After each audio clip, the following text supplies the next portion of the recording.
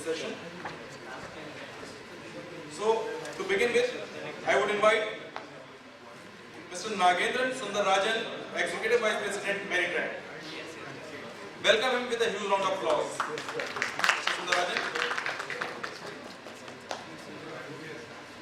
I invite Mr. Eduardo J. Padrón, President, Miami, Dade College, Miami. Welcome him with a huge round of applause. Sir, please take a seat. I invite Professor Prem, Vrat, Pro-Chancellor, NorthCap University. Huge round of applause. Dr. P. Balakrishna Shetty, Vice Chancellor, Sri Siddhartha Academy of Higher Education. Huge round of applause. Sri S.B. Hosamani, Vice Chancellor, Rani, Chennamma University, Karnataka. Welcome him with a huge round of applause.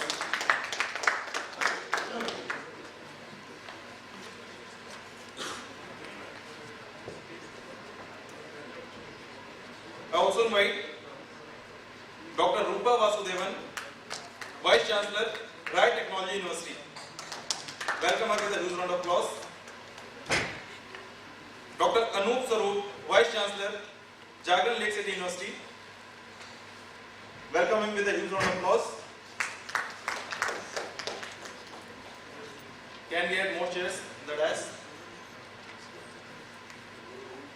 I request the hotel staff to add more chairs. Chairs and photo. We have more chairs and middle. Just sitting on the brink.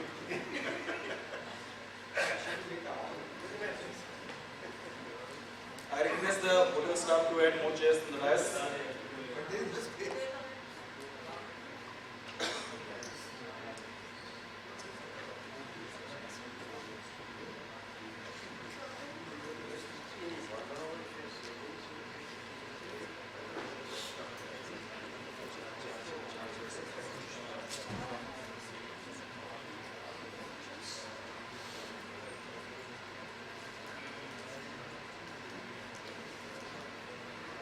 Managing Director, IIMT Group of Colleges, Mr. Agarwal.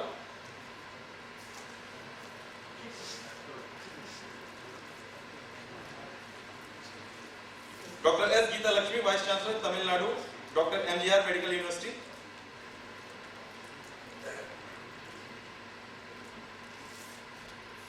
Dr. P.B. Vidyasagar, Vice Chancellor, Swami Ramanand Tirth, Marathwada University. Welcome him with a huge round of applause.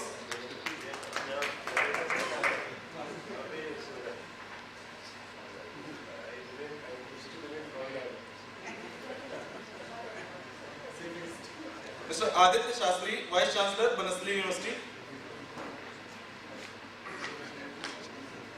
Professor Nupur Prakash, Vice Chancellor, Indira Gandhi, Delhi Technical University for Women.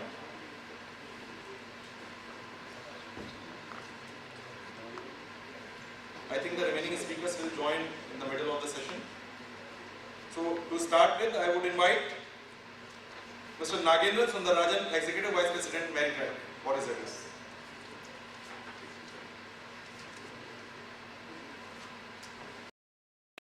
Dignitaries on the dais, ladies and gentlemen, it's a pleasure to have this opportunity to share some of the perspectives on what kind of collaboration that is happening in the higher education space that are involving professors and teachers. This presentation is going to be very specific around the assessment area because probably my background is with an assessment industry. Let me just give you a quick idea on what kind of technology transformations that we have seen in this industry. When people talk about examinations, we started with printing of question papers, then people moved to MCQ, talked about OMR based answer sheets, then we also moved to computer based tests which are on MCQ. What next? What happened after that in the industry?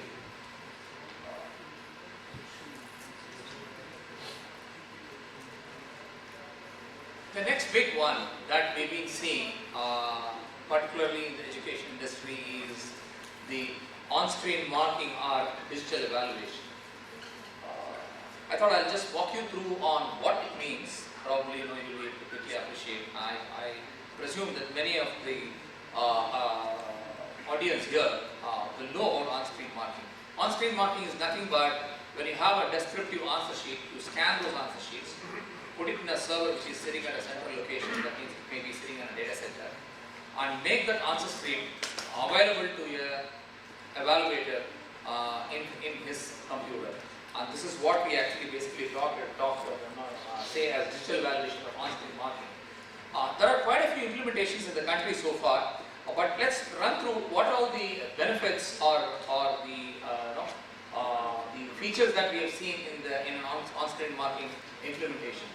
The time for evaluation in an examination cycle has drastically come down. This is the first benefit that people have seen. Number two is that the accuracy in totaling, the inaccuracy in totaling that was an issue earlier has almost come down to zero. There are zero totaling errors because the computer is totaling instead of a human. In those days, what the marker or evaluator will do is that after awarding marks to each and every question, he will bring those marks and post it on the cover page and then start totaling it. If you really do it, for example, a chemistry professor or a teacher or a chemistry teacher or a physics professor is good in evaluating the answer sheet even in the midnight when you're waking in the midnight. But if you ask him to post that, post the marks on a cover page and do clerical work, probably after 10th or 15th answer scripts, they get bored, they tend to miss out. It happens to all of us. If you have to do a manual totaling, we all tend to make a mistake. Not that we cannot do it, but the repeated task will make us do this kind of mistake. So, zero error in evaluation, number one. Number two, many of the public universities, when someone is coming and asking for an answer script, today by law, they will have to pull out the answer script and then give it to the student in a timely manner. It's an RTA requirement today. When these answer scripts are stacked in lakhs or at times in crores in some of the universities, pulling out has become quite a huge issue. At times after evaluation, they find that the answer script is missing. It puts huge pressure on the entire system. Here in this case, you can pull out an answer script in no time just by the click of a mouse. The other challenges involved in logistics have also created security issues when in a large university or an education institution, because they tend to bring the answer script to one center and start marking. In addition to that, if the answer script has multiple subjects, then it physically moves from one evaluator to the other. For example, in a single answer script, there are two sections, and one is say physics, the other one is say chemistry. You will require two different evaluators to do that work, so it is moving. In addition to that, if there are multiple evaluations, for example, there is a medical script, by law it requires multiple evaluations, that is also causing logistics trouble plus a bit of biasness in the overall marking. So on-screen marking is deployed today in the industry primarily to address these issues, and there are quite a few implementations on the ground that have become very successful in India. Just to give you a quick background, people think that whenever you implement OSM, it's nothing but you just have to take the manual process, copy it, and exactly take it to the on-screen or the computer-based process. That's not true. We can take advantage of the inherent features that are coming in the technology and make overall evaluation far better than what used to be in the overall manual evaluation system. So some implementations have just copied the manual system, but I would like to share some examples where they've gone beyond the implementation of manual systems. Therefore, setting up the right objectives in an implementation like this is very important. We spoke on some of the important features. Maybe I'll move to the case study straight away. Let me share something interesting. A public service commission in the country today for the first time have involved about 200 plus college professors or people at the PhD level to evaluate the answer scripts of a group 1 level officers sitting in a computer center or sitting in one single location for answer script that contain 3 different subjects. For the first time it has happened in the country. It's quite a successful project that has run. What it has done is that the evaluators were able to sit on screen. For example, the answer script may have political science, economics, and probably English. So the English questions will move to the English evaluator, political science will move to the political science person, and the third one will move to the other person. It is also possible to move question-wise to specific evaluators and do the evaluation. Earlier, the commission used to take 8 months because of the logistics involved and because of the security issues involved in that to complete the entire evaluation. This time, because of the on-screen marking implementation, they could complete the work in flat 45 days and the totaling error is 0.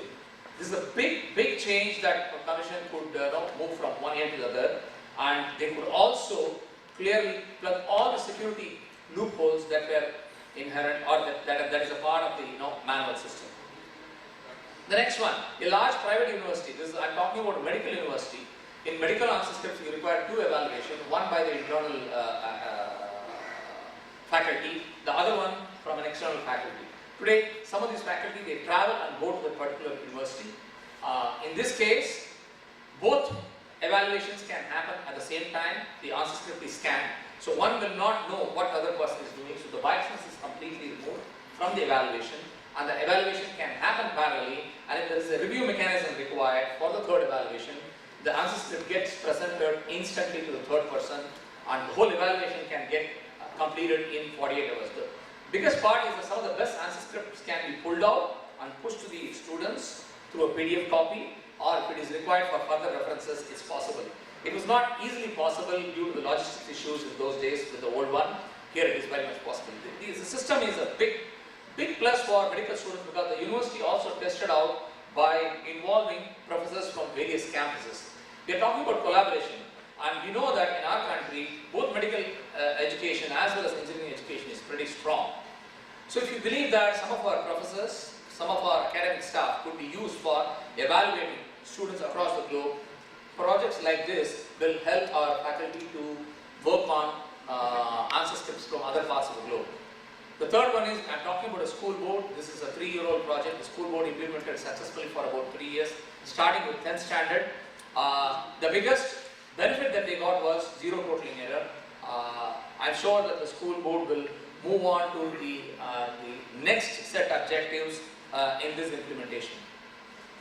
The fourth one, this is quite interesting, a distance education university in the country. We are all aware that in a distance education scenario, you will have students sitting across different locations. The answer scripts travel to one central location, and after that, you will have to get your evaluators coming from different institutions to one place. In this case, the answer script is scanned and sent to evaluators sitting at home, and sitting at home, they mark the answer scripts.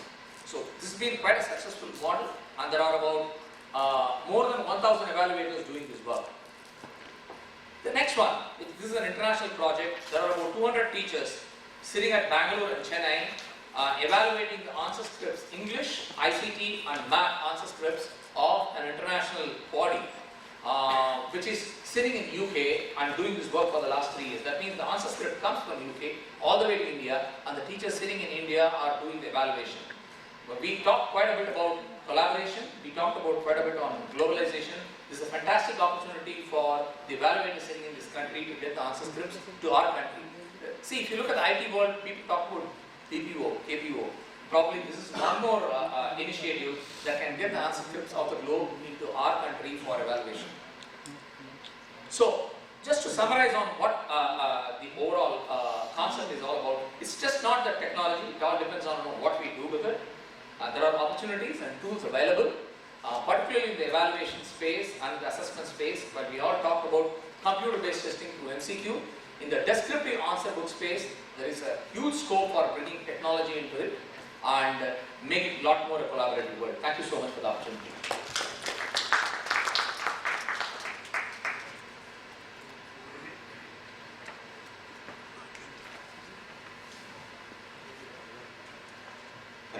Thank you, Mr. Nagendran. And now I request you to moderate the session, and you will be the session chair, and I request all the eminent speakers and panelists to please keep timings in the mind and keep your address simple and short. Thank you. That's quite a tough one when there are so many people here on the dais. Thank you so much. Maybe we'll go in order, and next I request Mr. Padrón to deliver a speech.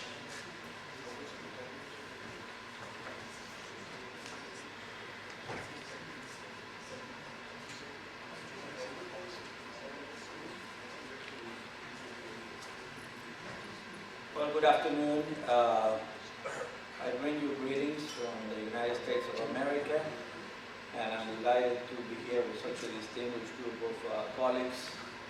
I've been told that it's always very dangerous to get between your audience and lunch, so I'm going to be very brief. I'm going to put my remarks aside because I know it's very, very late.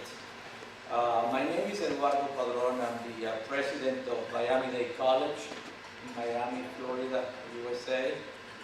I'm also the former chair of the board of the American Council on Education, the American Association of Colleges and Universities, and the Business Higher Education Forum. And I mention that because I want to assure you that the concerns as well as the issues that have been discussed here today in this panel, but also overall in the conference, are exactly the same issues that we discuss in America today and that we struggle with. And that's a very good sign of how small the world has become. Those issues that you deal with are the same issues that we're dealing with. I was asked to talk about the whole issue of global competency and the importance of that. And let me start by saying that in the United States in the last 5 years, there have been many surveys of the CEOs of the major corporations. And among the top 3 skills that these CEOs say that are important for them in the people they hire, global competency is among the top 3. So it is something that we all realize that our institutions, we need to do something about it if we're going to really provide the students with the competencies that they need in order to be able to get the jobs that they aspire to get. So a little bit about Miami-Dade College. Miami-Dade College is the largest and most diverse institution of higher education in the United States, enrolling about 170,000 students every year. Very international in scope. We have students from 192 different countries and more than 90 languages that are spoken by the students. It's a very international institution. We have decided now for many years that making our institution a global institution, graduating students that are ready to be global citizens, is one of our major objectives. And doing so is a challenging and a difficult assignment. As you know, there are many ways in which you can really make your institution a global institution. And many of the panelists here have a lot of experience with different aspects of that. One of those is study abroad, where we encourage our students to go abroad and be exposed to the world. And there are different ways in which we do that. One of the ways we want to ensure that that experience is worth it is by making sure that we have measurable outcomes for those experiences. So the students just do not go abroad and have a vacation, but in fact, they have the opportunity to really learn and become really competent. So that's one. The other one is internationalizing the curriculum. And that requires the faculty participation, because the faculty are the essence of every university. And getting the faculty to understand that and really add an international dimension to every course. We have at Miami-Dade College over 300 different programs, and we have worked very hard to make sure that every program, every course in that program the curriculum has been internationalized. And the other one is making sure that your faculty is reflective of the world. So one of the things that we have tried throughout the years is to hire faculty from all over the world to be part of the faculty force. Right now, 41% of our faculty at the institution come from different countries. And that, I think, has been a very important aspect of what we do. One of the things that I worry about, and I don't know if I hope my colleagues here have the same concern in terms of internationalization and giving the students global competency, is that not all the students have the opportunity to participate in such experiences. And it's very, very important that we do everything that we can to provide all the students, regardless of where they come from, the opportunity to have that experience and to get global competency. Many of the students have to work and support families. Many of them do not have, for different reasons, the ability to travel abroad. Many of them do not have the opportunity to participate in many of the things that we offer. And I think it's extremely important that they are provided with those opportunities. And how we do that is the challenge. One of the ways that we have tried to do that is by working with our government to try to get financial support for those students. The other way is working with corporations that more and more are more inclined to support students acquiring global competencies, so therefore they provide support, financial support for those students. Well, one of the things that we know is that universities have the opportunity to be the great equalizers in our society. In the United States today, for example, over 2/3, more than 60% of all the jobs that are created in our economy require post-secondary education. And what that means is that giving all students the opportunity to go to the university or any post-secondary institution and get the skills that they need is extremely important. Many of our institutions throughout the world today, including the United States, remain very elitist, as you well know. In other words, we choose the students that we want to work with, and we leave a lot of students without the opportunity to really get the kind of quality education and quality access, as was referred to in the panel before, that is required.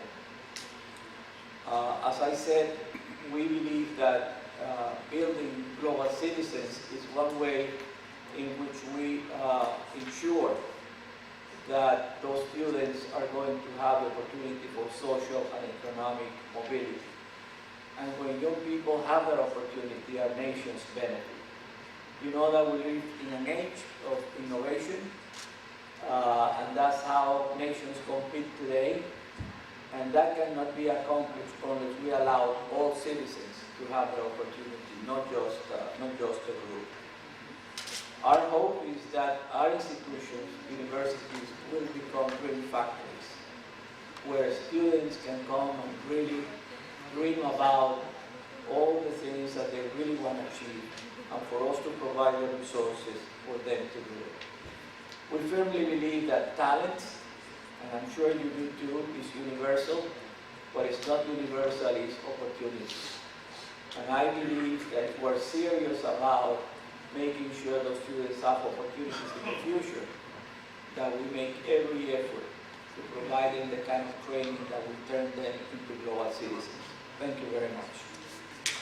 Thank you, Dr. Prem. Thank you so much for sharing your international experience. Next, I request Professor Prem. Sir, if we can keep it in 5 minutes, it will help us. Thank you so much.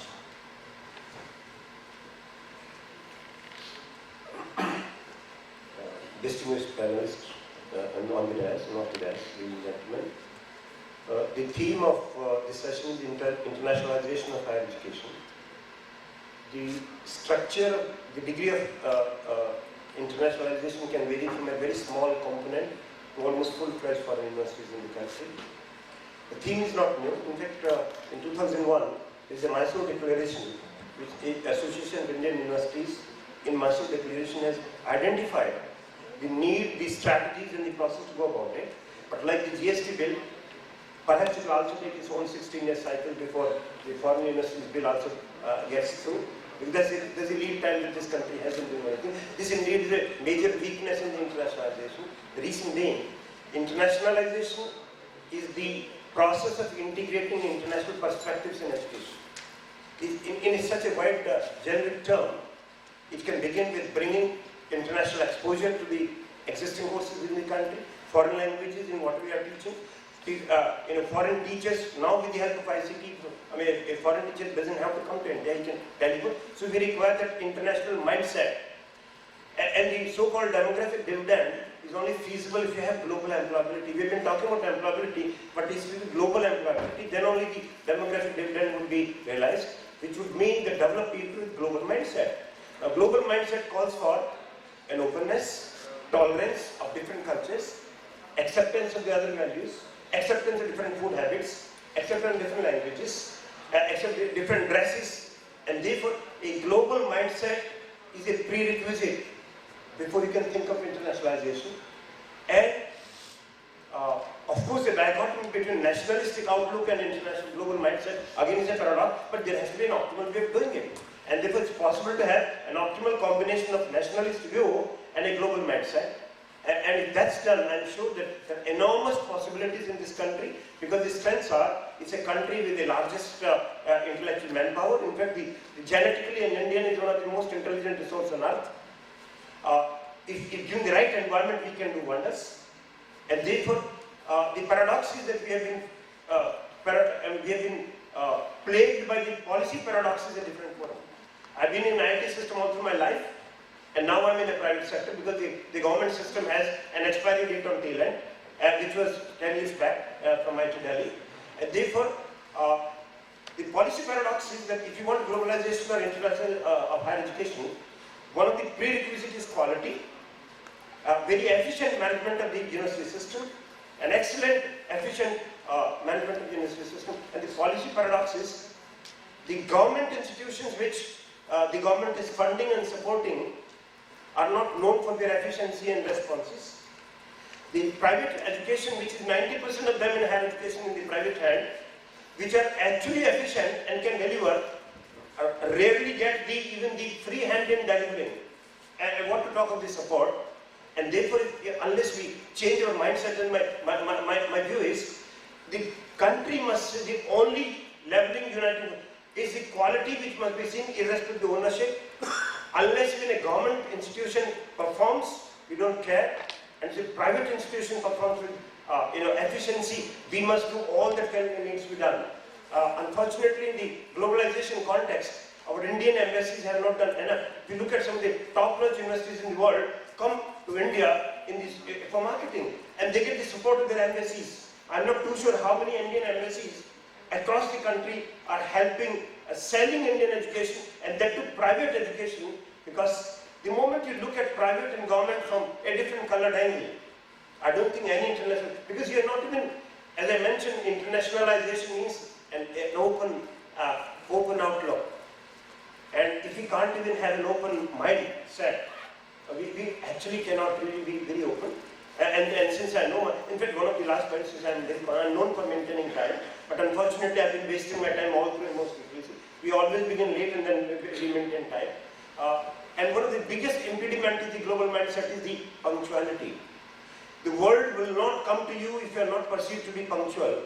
And my biggest problem in this country is lack of it. And therefore, it's a great thing. Mysore Declaration clearly tells you the strategies, what needs to be done. Only thing we have not done it. With these observations, I believe that the opportunities are enormous. There are constraints which can always be overcome if there is a sincerity of purpose. Thank you very much. Thank you for sharing very wonderful thoughts. You really talked about how we need to bring in the cultural aspect in the overall globalization. And I also liked your discussions between private versus public. Very interesting thought, and you can bring in quite a bit of questions from the audience, I'm sure. I'm sure we'll keep it for the later stage. Next, we'll move on to Dr. P. Balakrishna Shetty, Vice Chancellor, Sri Siddhartha Academy of Higher Education. Over to you, sir, please. I don't think I have time for a PowerPoint presentation. Okay, previous speakers told very nicely. That's what is we are feeling in the private sector here. We talk a lot about internationalization, globalization, and dual degrees and all those things. But we don't have the liberty. Like if the private university has to start a dual degree, or the private university has to do a certificate, we need to go through so many licensing authorities. Like before just coming here, I had previous day I had a Medical Council of India inspection. Medical Council of Inspection means, the whole paraphernalia, whole sector will be concentrating only on those things. And I think in most of the universities, these licensing authorities to deal with the Medical Council of India, NAC, NPA and all such things are much more stronger than Department of Medicine, Surgery, Orthopedics and Gynecology. So we are maintaining these structures, and there are separate departments to manage NAC and separate departments to manage MCA. And this is what, instead of concentrating on our core competence of delivering health, medicine and all those education, we need to concentrate more on the government.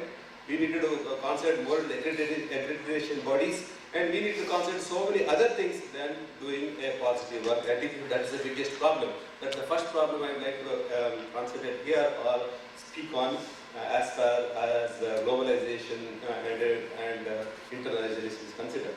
The second point is when I worked in India, then I went abroad to do my radiology, and I worked with a professor who had written about 4 textbooks on radiology.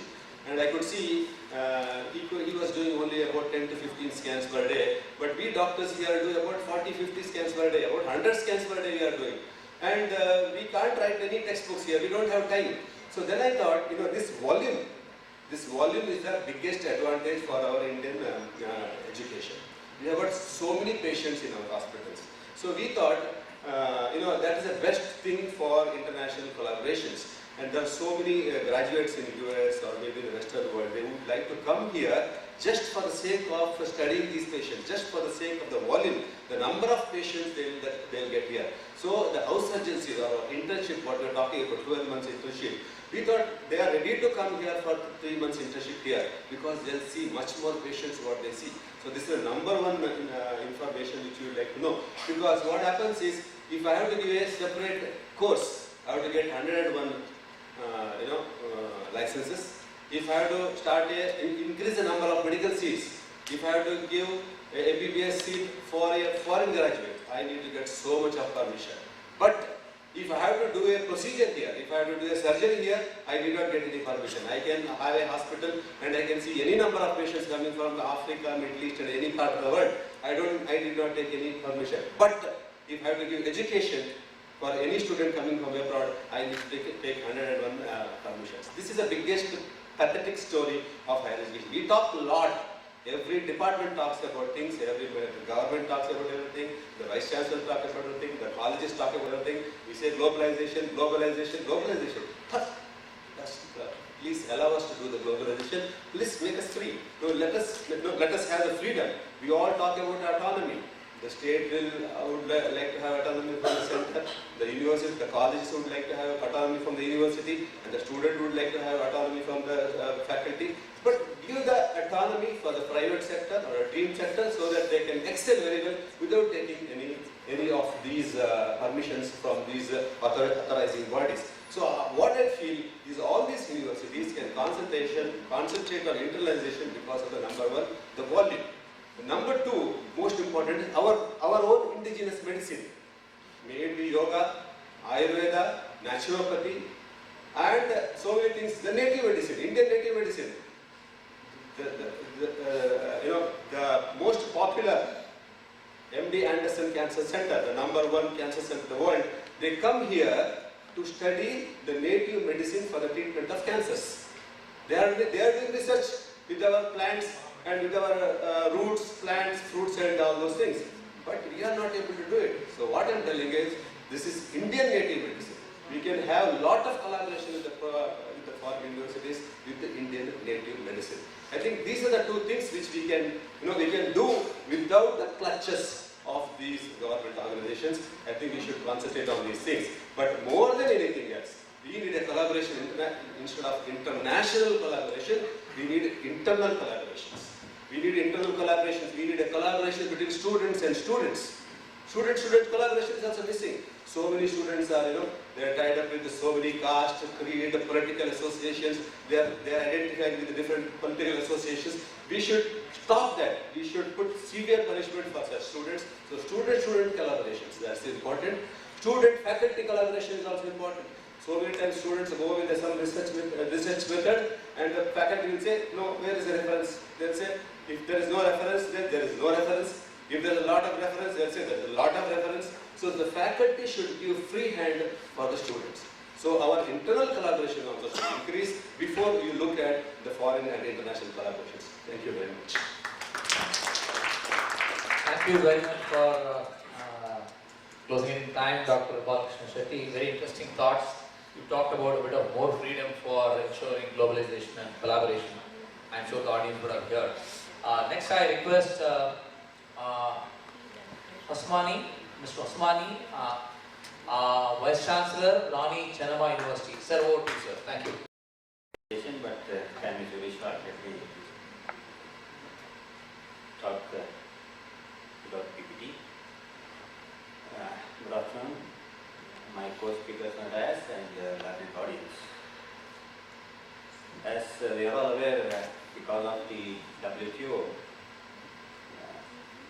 there is opening up of economy of the different countries throughout the world. Now we call world as a small village.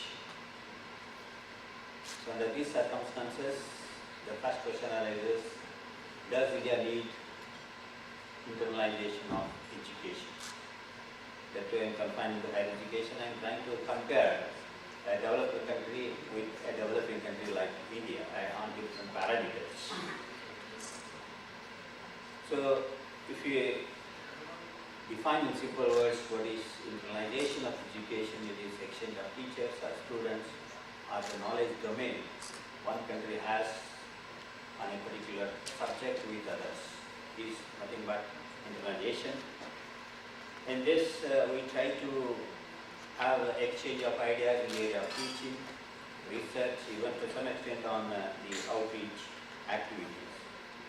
In order to have collaborations, even many of the funding agencies like European Union or maybe Bill and Gates Foundation, you take big foundations, they insist for multinational, multidiscipline, multi-institutional activities in research.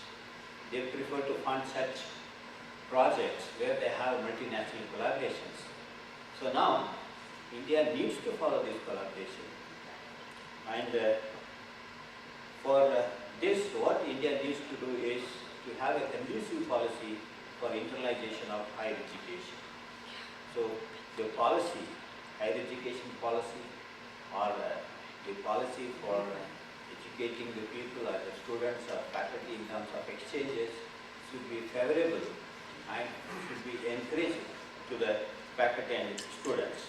In this context, there is a dire need on the part of the universities and the education institutions to prepare our students so that they will have competence, the capabilities. For example, if anybody wants to go for higher education in US, the GRE is compulsory, TOEFL is compulsory for some universities to get fellowship.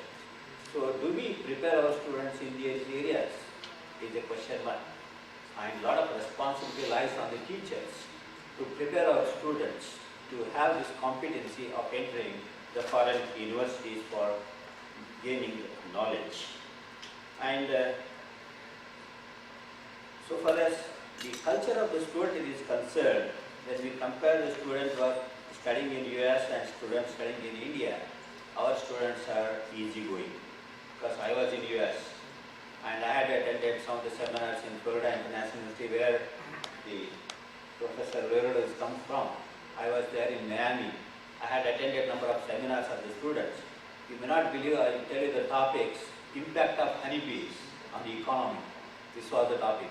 If you give this topic to an Indian student here, he will never come back to the institution because he feels that professor is intensely giving this topic to threaten me or to disturb me or to harass me.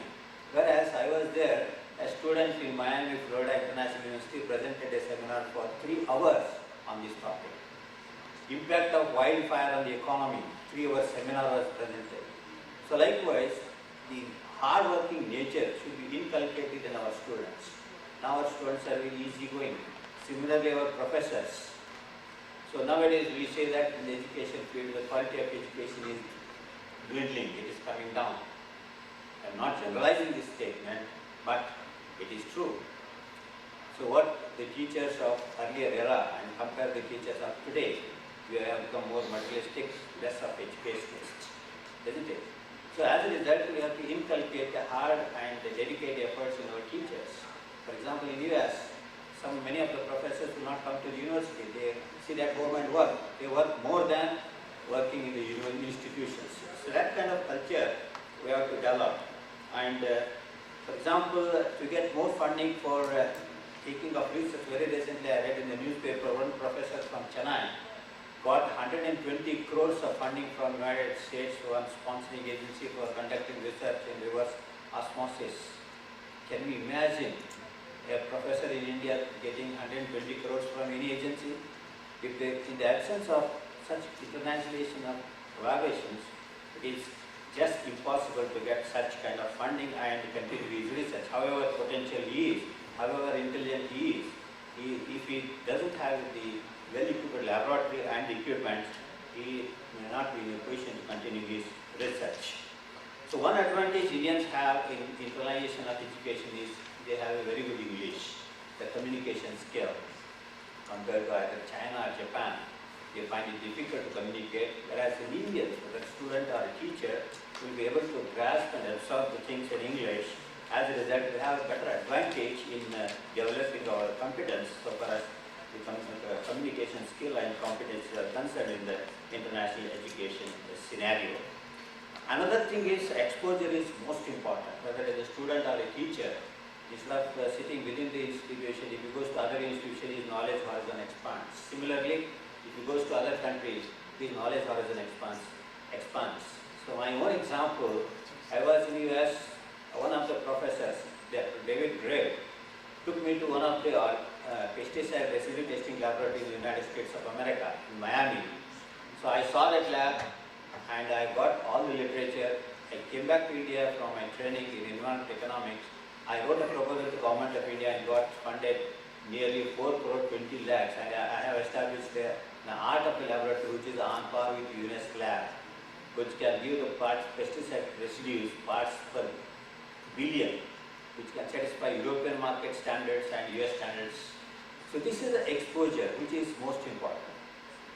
So if I were to be in India, I would not have dreamt of writing this proposal and got funded. So this is a kind of exposure which is most important for many of the potential teachers and the students. They have the potential but they lack the exposure.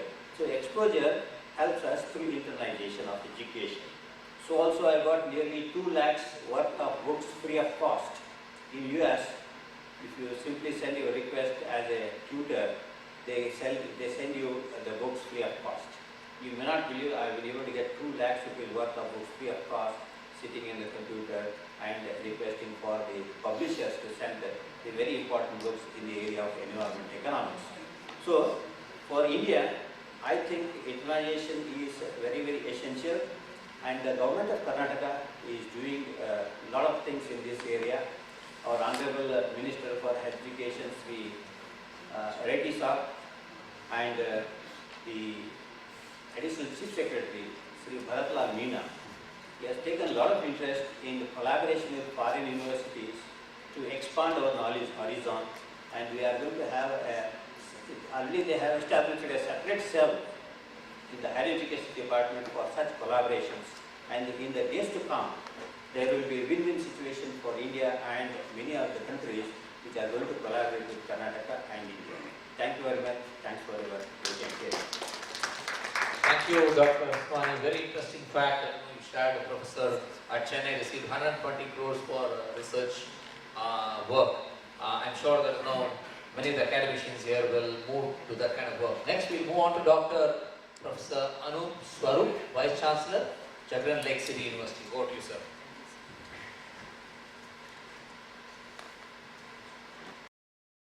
Both on the dais and on the other side, I know that this is the wrong time of the day, and sure enough, you'll be looking forward to your lunch. So I skipped my PowerPoint and prepared a very detailed presentation on the internationalization of higher education and where we stand and where we have to do. So I'll just skip it, and I'll just won't take more than a few minutes. Let me go back in time. Swami Vivekananda, more than a century back, he mentioned that education is the manifestation of perfection already inherent in man. And it was a coincidence that almost 3 years back, I was in Washington for a World Intellectual Property Organization conference. And there I met Thomas Friedman. You might know him. You must have read this book, The World is Flat. And the second book was Hot, Flat and Crowded. The third book he had released, and that was Us. Of course, in the first 2 books he was talking about China and India and about the process of globalization and how the world has become flat and equal because of the digital revolution. Now in this third book, he was not talking about India, he was talking of China. So over a cup of tea, I took him aside, I said, why? So he shared something with me, which I am going to share with you all. He said 3 things, 3 C's in fact. Character, creativity, cooperation. Character comes with good schooling. He said in India your schooling system is failing. Creativity comes from good universities, higher education, good investment. At least 6% of the gross domestic product should be on higher education. We already spend about 1.7. And the third C is cooperation. The whole country becomes one. You have seen Obama or Clinton, Republicans or the Democrats, they are one when it comes to post-election scenario. In our country, you know that the higher education, the foreign education providers bill is pending in the parliament. I don't have to say anything more, Professor Prem just mentioned. I'll just come to a little point, and that is when we're talking about the public and the private. The problem in India is that we have become controllers, not facilitators, not regulators, but controllers. I've been in the government earlier. I have been a professor at Monash. You were talking about TAFE system. I know the system very well because I was in Australia for almost a decade. And in India, I've been talking in the government. I was a director in the Ministry of HRD earlier. I've been talking in the government that we need something like the TAFE system. Unfortunately, nothing has happened. NSDC was launched with some foresight, but unfortunately nothing much beyond the name. Now let me come to the foreign education scenario. 5 million students, they travel abroad almost every year, and this figure is going to double by 2020. From India alone, we know that our population by 2020 will be 50% less than 25 years of age. We want to achieve a gross enrollment ratio of 30%. That is the ratio which China has achieved. During the decade of 90s, China made a revolution. That was possible because of robust investment, robust commitment in higher education. You know that when it comes to collaboration and particularly research collaboration, as one of our friends was talking, I should mention that out of all the research papers published internationally, at least 3-4 papers have got more than 2 collaborators. And at least 25% of these papers, research publications, have got 3 groups working on them who are based in other countries. So that is the amount of international collaboration which is going on. So let me mention this much, that already the process of internationalization is on. The process of globalization is on. Now, in India, in fact, now I can recall that a year back I was called to Janjoy University, where there was a conference of the Association of Universities of Asia Pacific. And there where I was, one of the sessional themes was MOOC. And everybody, all the presidents and the vice chancellors, they were quite apprehensive. They said there is a tsunami of MOOCs. But then the unanimous view was that the face-to-face teaching across the globe, whether it is the United States or India, whether it's Australia or Europe, it will stay. There is no replacement, there is no recourse. Now, when we talk of internationalization, there are 5 themes, I would say, 5 sets of technological streams which are shaping the universe. One is, of course, MOOC, as I mentioned, massive open online courses. Second is the semantic web. And the third is the augmented reality or the virtual reality. You know that Samsung Mobile, they are now offering a free VR headset. So that is now going to transform classroom teaching, as you know. Now the question is, whether this digital age, we are going to keep pace. If we have to keep pace, then we have to be up to date with whatever is happening across the world. India cannot be left behind. India has been a pioneer when it comes to the Gurukuls. The first university, Chancellor and Nalanda, as you know it, we have been the pioneers. We cannot be far behind. A great civilization has to take its normal place in the community of nations. So I won't take much time, but the fact remains that the process of internationalization of higher education is on. We have to be fast, we have to be productive, we have to be resourceful, we have to be committed. And when I talk of this, I mean, very importantly, the government has to be committed. The policymakers have to be committed. I was involved with the second national education policy in 1986. That was the first one. The second one is 1996. Now the third one is on. We are still at the draft stage. There has been a lot of national consultation, and I hope that in the time to come, government will come up not only with a policy but also with a commitment to work on the ground. In India, we fail on implementation. So with these words, I won't take much of your time. I know that everybody will be tired and looking for your watches. So thank you all. Thank you so much. Thank you, Dr. Swarup. Thank you for sharing your experiences. We really appreciate that. Next, we'll move on to Dr. Rupa Vasudevan, Vice Chancellor, Roy Technology University. Ma'am, over to you. Thank you very much. Till such time the PPT gets set. Well, good afternoon, ladies and gentlemen, and we've had very, very insightful, rich experiences and perspectives from the esteemed panelists on the stage. Well, and most of them chucked the PowerPoint presentation due to lack of time, but nevertheless, I'm going to go ahead with it because I did prepare for it. So, internationalization in terms of a country, a school, a student, a nation, it's a very, very, very vast topic.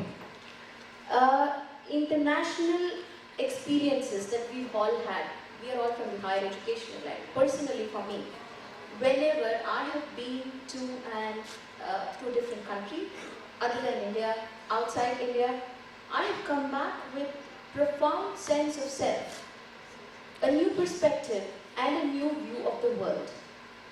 Now, here the students whom we train and who are our stakeholders, are we training them enough to notice the little things?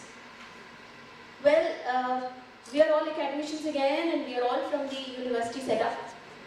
Our missions usually, the fundamentals of our missions include training, research and service through a wide range of policies and processes. The internationalization that I would call is integrating or infusing the intercultural and international dimensions into the main fundamental core of the university mission. Well, I'll go a step ahead in saying that it could also be taught to each faculty, trained to each faculty and student as a mission statement that you need to notice real problems, real issues around you to really notice what is happening around the globe. International Affairs Cell, as we call, it broadly deals with management, leadership, development, implementation and delivering of programs. I'm going to make this very, very brief, so I'm going to run through what I have. Well, the best practices that we've seen across the globe is automated ecosystems. Now, when there are articulated rationale by the university heads and the faculties and the trainers, The goals are set for the students. Only then internationalization is possible by the universities. Of course, academic research and scholarly collaborations are extremely important. There are two broad dimensions that we can look at. We can look at the domestic and international dimension of internationalization. While in domestic, we could have the huge, the government has opened up now that we have a lot of foreign universities coming and setting up campuses in India. So of course, students have a chance to experience foreign cultures and the foreign collaborations within India itself. So while under domestic, institutions focus on off-campus, hybrid and online programs, international dimension primarily facilitates the students for migration and mobility across the borders. And here Karnataka, as Sir just 5 minutes back, who enlightened us with what's happening in Karnataka, I would like to make a special mention to what the state has been doing to bring different countries and collaborate with different universities within Karnataka itself. There is a department, there is a cell which accentuates the focus of international education within the state of Karnataka, who facilitate foreign students coming inside the state of Karnataka and of course students moving out of Karnataka as well. So such model concepts can be accepted, and model concepts can be, we can always follow these norms in different other states and universities as well across India. Well, these are the statistics, and we all know 3.5 lakh students are studying abroad. We have around 39,000 foreign students in India, and of which 13,000 in Karnataka. And we also know there is no Indian university in the top 200 list of international universities as of now in the year 2016. In 2015, of course, we had IISc and the IIT. Well, there are recent positive trends which I would like to speak about. Of course, there are a lot of negatives which we are aware of. The Indian rankings of 2016, which is commissioned by the HRD Ministry, is a great move, first time ever, a ranking of Indian colleges and universities, which itself is a great maintenance of the checks and balances that we look at different universities and the college levels. We have a special ranking in Karnataka, which is specific to Karnataka. So before we go for a ranking nationally, we also have a kind of orientation of how the ranking works, real rankings of Karnataka state universities, private universities, as well as the deemed universities. Well, UGC has also approved a new regulation which allows Indian universities to easily collaborate with foreign universities and organizations. That's a welcome change. When we talk about the global competency skill sets for a student, well, for now we know from what have the insights that the other gentlemen have given here. The students have a temptation nowadays to stop caring, to not have an eye of detail, to not critically think, and to notice the real problems that are there around them. Now, when I speak to students, I ask them, what is success? Success is real problem solving. And when we talk about the real problem solving, it's to do with noticing the real problem. Unless you notice, you don't find problems around you. So it is an ability to understand and weigh multiple perspectives and the issues that are around us first. It is to investigate, to notice and critically analyze. Well, it is the confidence also to see oneself as someone capable of making a difference. So ultimately, I would like to end by saying that it's the social intercultural skills to navigate and succeed in today's intercultural, interconnected world that any student needs to have and be there at the globally competent market. Thank you. Thank you, ma'am. Thank you for stressing the point again that social and intercultural skills are the need of the day today. Thank you so much. Next, we will move on to Dr. Nesagan, Vice Chancellor, Swami Ramanand Tirth, Marathwada University. Over to you, sir.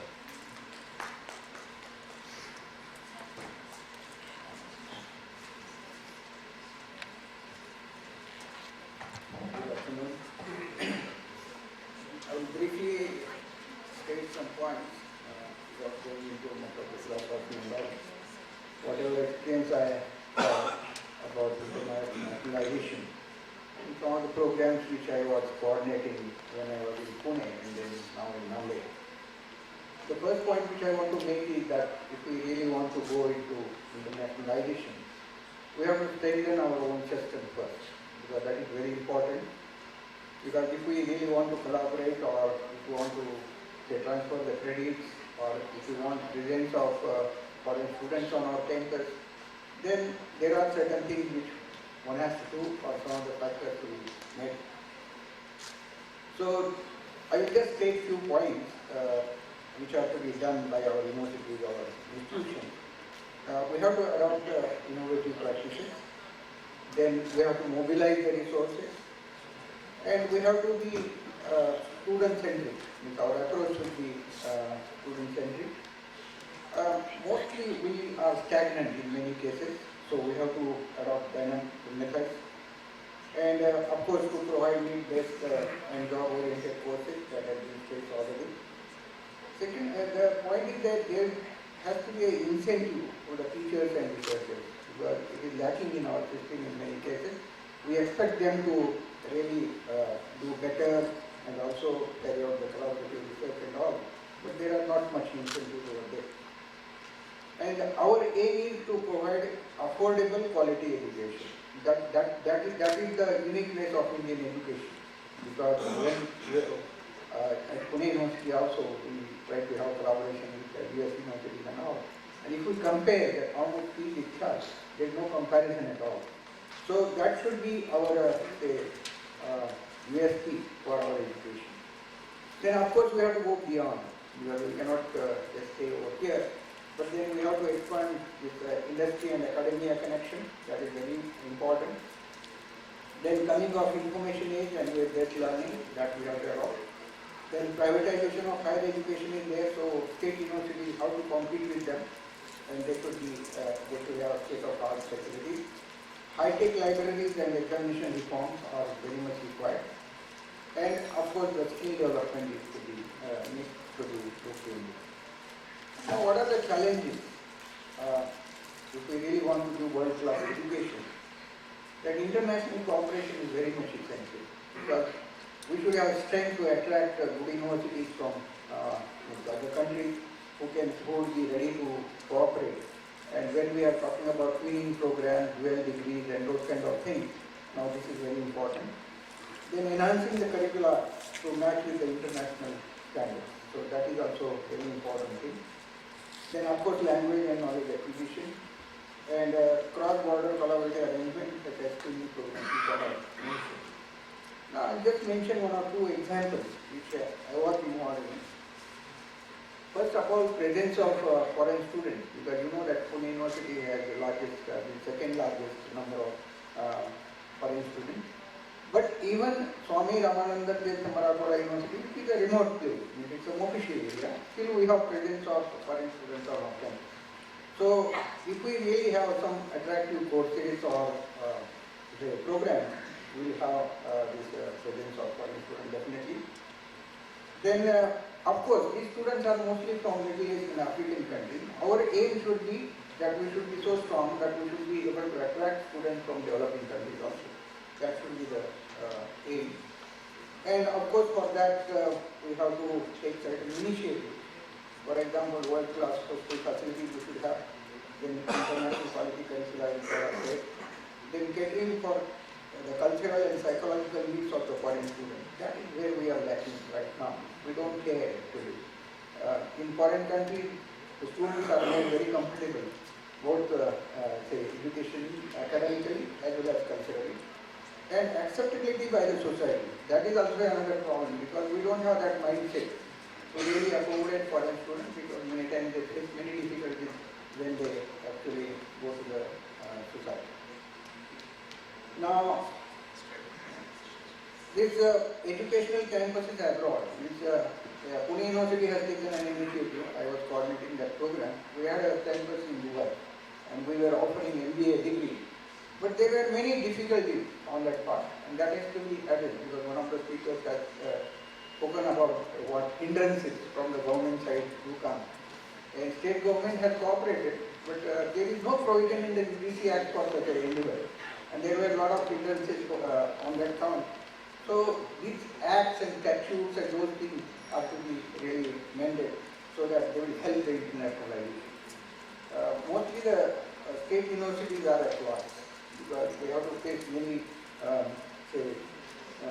difficulties to get sanctions from state government and then central government and those kind of things. The last point is that about the initiative which has been taken by the Ministry of Human Resource Development.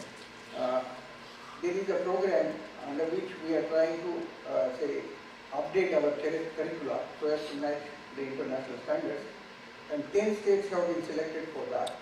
And out of that, Maharashtra state, 3 universities are selected, Pune, Mumbai and Swami Ramananda Theatre.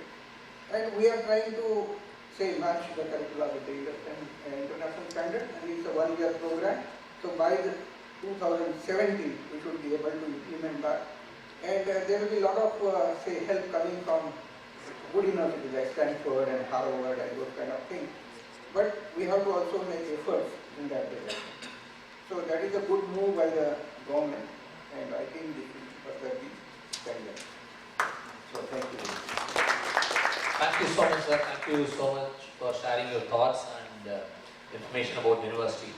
Maybe we will check with the audience if there are any specific questions that could be addressed by the panel here. It has been a tough time for you, and I don't know how many of you had lunch. If there are questions, and we don't know whether we have lunch, okay? If there are any questions, we still have time for about 1 or 2 minutes. Is there any question? Yeah, please. Can someone please pass the mic?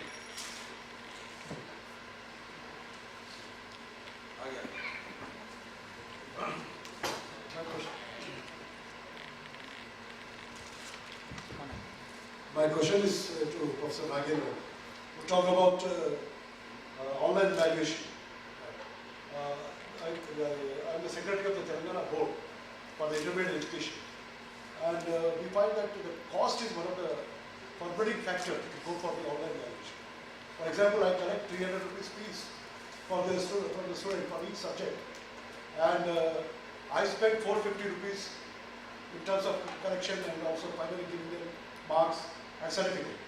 So with this kind of deficit economy, or maybe the bigger collection of the fee, cost seems to be the only one factor. While I agree with all the merits, what's your take on that? Because if there is somebody who can give me at a very cheaper cost, I am grateful. Sir, it's a question that requires longer explanation, but I'm definitely going to talk to you after this session on cost. But I just want to leave only one thought there. What is the cost of not evaluating properly a rural student who's very good? You go and talk to many professors in higher education and school boards. They will quietly share with you, unofficially, a percentage of error that is crept into the evaluation, and that percentage is shocking. That means there are a lot of poor rural students who are very good. How many times you've seen that I didn't write the exam well at all, but I don't know how I scored 95. And at the same time, today you see 3 or 4 out of 10 students crying, saying that I wrote the exam very well, but I don't know why I've scored 46 instead of 96. And that poor student does not even have the money and does not even have the wherewithal to go there and apply for re-evaluation or go through the system. What is the cost of the society missing out bright students due to evaluation errors? We can discuss that later, sir. Yeah. I just want to add. That's not the right answer for his question. Yeah. No, I said that we are going to discuss the answer definitely later. I just would like to Because add. it's not a forum to discuss cost, but I'm just putting back a question to him. I don't want to be impolite here because we want to keep it short. This question is a very relevant question. You explain that what is there. Sorry. This question is very relevant. Same, sir. And I wanted a honest answer from the experts. Because of time You constraint. evaded by giving some other I did not example. evade. I said, I did not evade. Let me one. The on-screen marking OSM system is not a system for where you, on paper you will show that you have reduced costs. No. It will not show a reduction in cost. But it will show improvement in efficiency, it will show improvement in accuracy, He'll show better student satisfaction, but how will you quantify it? We agree with you 100%. It is an excellent system. This question is only with regard to the money involved in the matter. That's all. Yes. Not about you the advantage of the system. Every one of us agree. This question is entirely different to that extent. No, cost reduction exercise over 3 or 4 implementations has come down. If you can... What would be the cost per paper? Can you step as possible? What's the cost of a shirt? 1500, 200, 500, 1500, 2000. What's the cost of a shirt? All of us are very. Therefore, with all due respect, sir, it's a function of how we implement the project. If there is a 32-page answer script, we are talking about either structured answer script or unstructured answer script. In your case, I'm assuming non-structured answer script. 24 pages. Only 24 pages? Not more than that? For a 24-page answer script, if the schools are willing to share their infrastructure for marking, the thumb rule in terms of cost for implementation is around 40 rupees per answer script. Thumb rule. Thumb rule. Sir, have I answered? Did it come straight as a bullet? Very correct. Okay, thank you. Even if it is less than 100, it is manageable. Sir, I said 40. No, no, I put just added 2 ifs even there. if it is less than 2 digits, it is one. Yeah, it is good. Maybe a school infrastructure. That's the bigger issue. Sir, the school infrastructure, no. Sir, that if, for example, the school infrastructure, every school has got a decent computer center. To implement this, you don't require a big computer, big system. Whatever that you have in the school, that land is good enough. Only problem is when there is a private service provider who comes into play and says that I will do it, then the school infrastructure thinks that okay, I can make money. It's only the board's work. You pay so much. That's why the cost is. Thank you. Any other specific? Thank you so much, sir. I will interact with you offline too. Any other question? I think we should thank the entire panelists here for a lot of dignitaries who come here, and I'm sure some of them had a lot more to say. Unfortunately, people had to cut down. I'll hand it over to the anchor here for the closing remarks. Thank you so much. Thank you so much, sir, and for this enlightening session. Not only in the DAS, off the DAS we have very good speakers, those who were listening to you, and among them I would like to invite Dr. Anoop Khinchi, Commissioner, College Education Department, Government of Rajasthan, to present speaker mementos to all the eminent speakers in the DAS. I would request Dr. Khinchi to please join us. Welcome him with a huge round of applause. And we have speaker mementos on the DAS. I would request Dr. Khinchi to present a speaker memento to Mr. Nagendran Sundararajan, Executive Vice President, MeritTrac. Huge round of applause.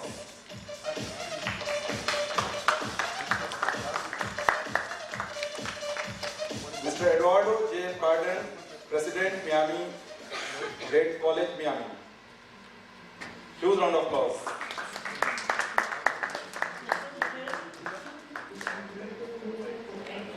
Professor Prem, Pro-Chancellor, NorthCap University.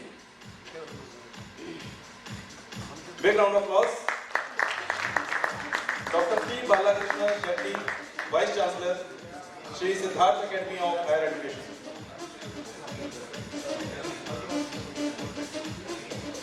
Mr. S.B. Hosamani, Vice Chancellor, Rani, Chennamma University, Karnataka. Professor Anoop, Swarup, Vice Chancellor, Jagran, Lakecity University.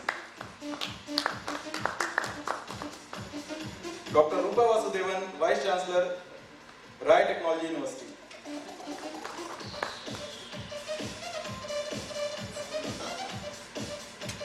Dr. P.V. Vidyasagar, Vice Chancellor, Swami Ramanand, Tirth, Marathwada University.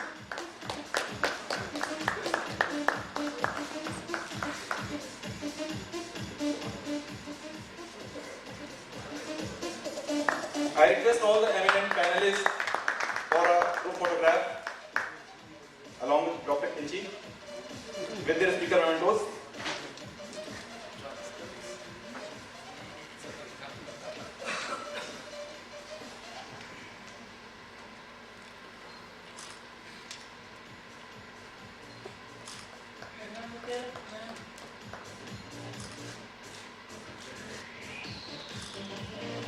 Thank Thank you, sir, all the eminent panelists. And now we take a